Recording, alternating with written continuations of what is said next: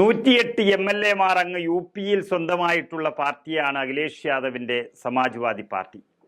മുലായം സിംഗ് യാദവ് വളവും നൽകി വളർത്തിയ പാർട്ടി ഇന്ന് അഖിലേഷിന്റെ കൈകളിൽ ഭദ്രമാണെന്ന് അണികൾ ഉറച്ചു വിശ്വസിക്കുന്നു. എന്തായാലും മുലായം സിംഗ് യാദവ് തഴച്ചു വളരുമ്പോഴെല്ലാം UP അല്ല ഇപ്പോഴത്തെ UP എന്ന് നമുക്കറിയാം. BJP-യുടെ ശക്തി കേന്ദ്രമായി UP മാറിക്കഴിഞ്ഞു.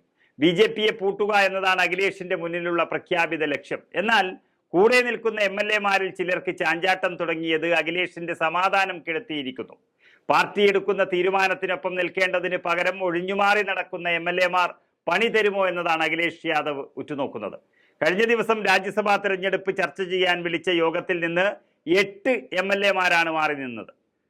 ഇന്ന് നടക്കുന്ന തെരഞ്ഞെടുപ്പിൽ സമാജ്വാദി പാർട്ടി MLA-മാർ മറ്റ് സംസ്ഥാനങ്ങൾക്ക് ക്രോസ് വോട്ട് ചെയ്തേക്കുമെന്ന ആശങ്ക അഖിലേഷിനെയും മറ്റ് പാർട്ടി നേതാക്കളെയും പിടികൂടി കഴിഞ്ഞു.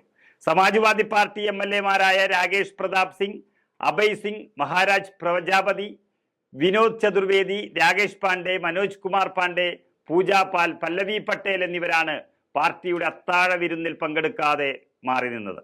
MP ജയാ ബച്ചൻ, ഉത്തർപ്രദേശിലെ മുൻ ചീഫ് സെക്രട്ടറി അലോക് രഞ്ജൻ, ദളിത് നേതാവ് റാംജിലാൽ സുമൻ എന്നിങ്ങനെ 3 സ്ഥാനാർത്ഥികളെയാണ് സമാജ്വാദി പാർട്ടി രാജ്യസഭാ തെരഞ്ഞെടുപ്പിൽ നിർത്തിയിരിക്കുന്നത്. ചില സമാജ്വാദി പാർട്ടി അംഗങ്ങൾക്ക് സ്ഥാനാർത്ഥികളിൽ അതൃപ്തിയുണ്ടെന്ന് ആരോപണം ശക്തമായി നിൽക്കുന്നു. ഈ അതൃപ്തി സംഘമാണ് മുങ്ങിയത് എന്ന വിവരമാണ് ഇപ്പോൾ പുറത്തു വരുന്നത്. 2022 തെരഞ്ഞെടുപ്പിൽ സമാജ്വാദി പാർട്ടി ടിക്കറ്റിൽ വിജയിച്ച അപ്നാദൾ നേതാവും MLA-യുമായ പല്ലവി പട്ടേൽ SP സ്ഥാനാർത്ഥികൾക്ക് വോട്ട് ചെയ്യില്ല എന്ന് പരസ്യമായി പ്രഖ്യാപിച്ചിട്ടുണ്ട്. ജയാ ബച്ചനും അലോക് രഞ്ജനും PDA മുന്നണിയുടെ ഭാഗമല്ലാത്തതിനാൽ അവർക്ക് വോട്ട് ചെയ്യില്ല എന്നാണ് ഈ MLA പറയുന്നത്. 10 സീറ്റുകളിലേക്കുള്ള രാജ്യസഭാ തെരഞ്ഞെടുപ്പിൽ സമാജ്വാദി പാർട്ടിയിൽ നിന്ന് 3 പേരും BJP-യിൽ നിന്ന് 8 പേരും ഉൾപ്പെടെ 11 സ്ഥാനാർത്ഥികളാണ് മത്സരിക്കുന്നത്. 403 അംഗ നിയമസഭയിൽ സമാജ്വാദി പാർട്ടിക്ക് 108 MLA-മാരും കോൺഗ്രസിന് 2 സീറ്റുകളുമാണുള്ളത്.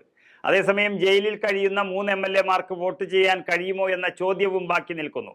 സമാജ്വാദി പാർട്ടി MLA-മാരായ ഇർഫാൻ സോളങ്കി, രമാകാന്ത് യാദവ് എന്നിവർക്ക് പുറമെ SP MLA അബ്ബാസ് അൻസാരി എന്നിവരാണ് ജയിലിൽ കഴിയുന്നത്. രാജ്യസഭാ തെരഞ്ഞെടുപ്പിൽ ഈ MLA-മാർക്ക് വോട്ട് ചെയ്യാനാകുമോ എന്ന കാര്യത്തിൽ കോടതിയും ബന്ധപ്പെട്ട രാഷ്ട്രീയ പാർട്ടിയും തീരുമാനിക്കുമെന്ന് റിട്ടേണിംഗ് ഓഫീസർ അറിയിച്ചിട്ടുണ്ട്. എന്തായാലും തെരഞ്ഞെടുപ്പിന് ഒരു ദിവസം മുൻപ് നടന്ന പ്രധാന പാർട്ടി യോഗത്തിൽ നിന്ന് 8 MLA-മാർ വിട്ടുനിന്ന സാഹചര്യത്തിൽ സമാജ്വാദി പാർട്ടിയുടെ 3 സ്ഥാനാർത്ഥികളെയും ഉപരിസഭയിലേക്ക് അയക്കാൻ കഴിയുമോ എന്ന് മണിക്കൂറുകൾക്കുള്ളിൽ നമുക്ക് അറിയാൻ സാധിക്കും.